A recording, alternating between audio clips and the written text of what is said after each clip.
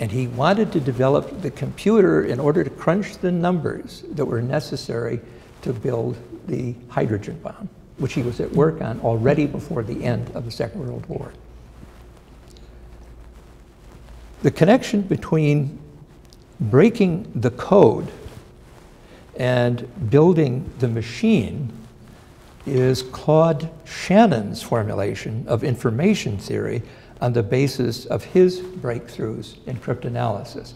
I don't know why Claude Shannon is not a better known name. I don't know how many, could I just say, how many people have ever heard of Claude Shannon?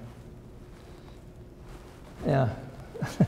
Well, good for those of you who have. I mean, but he was a mathematician, engineer who worked for Bell Laboratories. I mean, who was arguably even more successful than Turing in cracking the Enigma code. And he became a theorist of language later on, as I'll mention. At any rate, Claude Shannon's formulation of information theory was based on his breakthroughs in cryptanalysis. His dismissal of semantics, combined with the subsequent technical possibilities for applying the theory that made computing machines then possible, is the key challenge to our profession faces today, I think. Shannon's role in the rise of digitization derives from his discovery that although a coded message wants to give itself as random, it is ineluctably condemned to pattern, insofar as the code ventriloquates a natural language. For all natural languages have a structure, of course, so they could not be used for communication. Structure means repetition.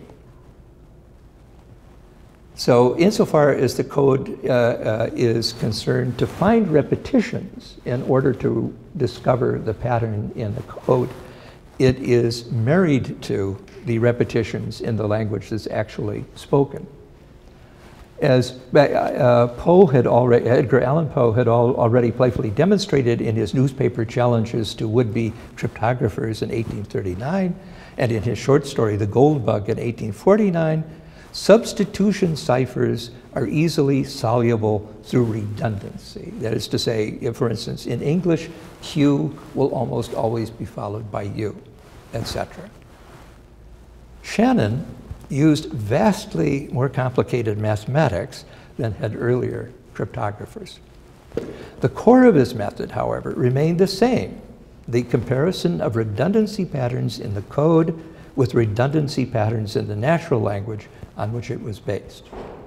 In other words, the power of statistics, which had since the 17th century increasingly demonstrated its capacity for revolutionizing making decisions in industry, commerce, and governance, was now brought to bear on language. In the top secret account of his work, A Mathematical Theory of Cryptography, in 1945, Shannon had written, and I'm quoting, "Frequently the messages have meaning. That is, they refer to or are correlated to some system with certain physical or conceptual entities. These semantic aspects of communication are irrelevant to the engineering problem."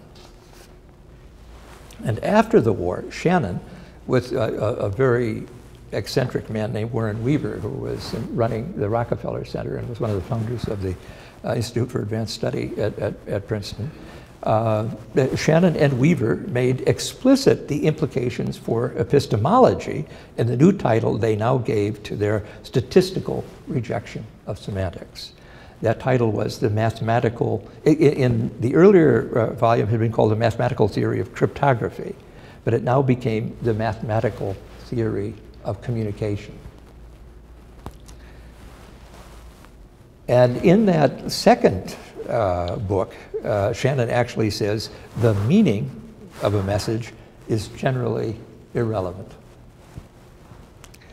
These publications are the foundational documents for at least two important subsequent developments: computational linguistics and information theory.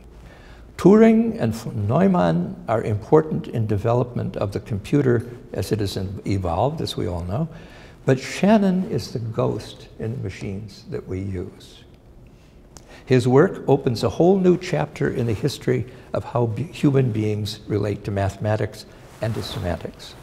By posing language, conceived since at least von Humboldt, to be the very medium of our thought, as a statistical structure, he put human communication within the governance of stochastic mathematical process. At a time when machines can make statistically derived predictions based on perceiving relations between comedy and complex plot, as computers at Netflix have successfully done, humanists clearly need to think long and hard about the relationship between hermeneutics and what Shannon called engineering. Academics have recently sought to do this, and there is a host of books on this subject now. I'm particularly struck by the work of two young men, one Andrew Piper, who's written two good books I recommend, Discovery in Books, Dreaming in Books, I'm sorry, and Book Was There. That's his latest. And Brian Lennon at Penn State, who's written a book called In Babel's Shadow, which is an in-depth study of the history and theory of machine translation, which is where all of this was going. Happily, then, there are people who are studying these problems now. But I'm going to argue in the time remaining that there are those who had already long ago thought about these issues. And the branch of philology known as the history of the novel is where many of them are to be found. I've already taken too much time setting out a crude history of philology, so I'll conclude with a hasty suggestion about how the study of literature and the novel in particular might hold out some hope for a unique role for philology in the future. This audience is experienced in finding its way through graphs, maps, and trees, both in and of novels. So I will confine myself to a catalog of issues present in Bakhtin's theory of the genre as a means to gain some perspective on the issues that I have raised above.